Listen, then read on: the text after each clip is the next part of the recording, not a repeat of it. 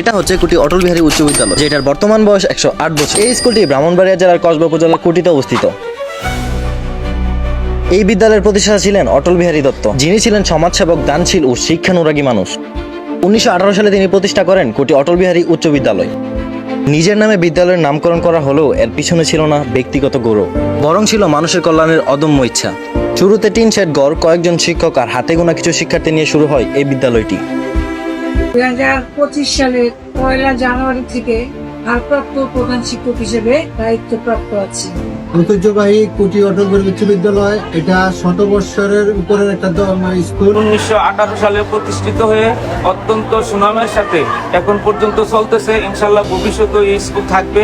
ব্রাহ্মণবাড়িয়ার মধ্যে অন্যদা স্কুলের পরে কুটি অটল বিহারী উচ্চ বিদ্যালয়ের স্থান আমি জানতাম সবার মুখে মুখে। ভাগ্যক্রমে এই বিদ্যালয়ে আমার পেশার সুযোগ হলো 2011 সালে ইংরেজি শিক্ষক হিসেবে এই বিদ্যালয়ে যোগদান করি। লক্ষ লক্ষ স্টুডেন্ট, তারা কিন্তু তাদের বাংলাদেশে সারা বিশ্বের বিভিন্ন ভালো ভালো পর্যায়ে তারা অবস্থান করছে। অটল বিহারী দত্ত আর আমাদের মাঝে নেই, কিন্তু তিনি রেখে গেছেন তার স্বপ্ন, আলোকিত সমাজ গড়ার স্বপ্ন।